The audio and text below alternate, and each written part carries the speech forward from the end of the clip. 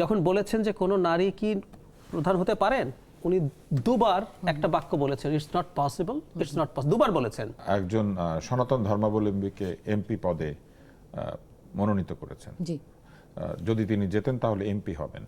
এখন আপনি কি মনে করেন যে বাংলাদেশের প্রধানমন্ত্রী হিসেবে উনি যদি নারী হতেন তাহলে পারতেন? জি, আমি এটাই আপনাকে মানে একটু আগে আপনারা বলেছিলাম তাহলে কি যে পারতেন, এটা আপনারা মনে করেন?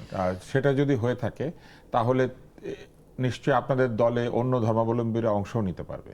জি, কিন্তু সেক্ষেত্রে তো কোরআনের আইন তার উপর প্রযোজ্য হবে না। না, তাহলে তিনিই বা কেন আপনাদের দলের আমির হতে পারবেন না? এটা দলের পলিসি। জি, তার মানে দলের পলিসির কারণেই আচ্ছা, আসলে এটা হচ্ছে আমি আপনাদের যেটা দলের পলিসির কারণেই আসলে নারীরা আপনাদের দলের আমির হতে পারবেন না। না, সেটাও না।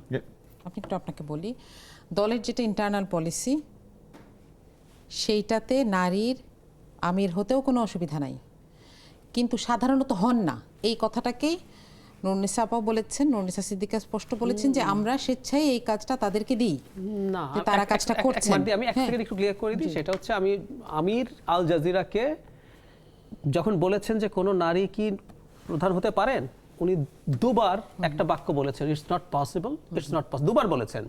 উনি ব্যাখ্যা দিচ্ছেন এরপর, মানে নারীর প্রেগনেন্সি, নারীর ল্যাকটেশন, এগুলোকে ইন্ডিকেট করে বলছেন যে এটা হতে পারবেন না।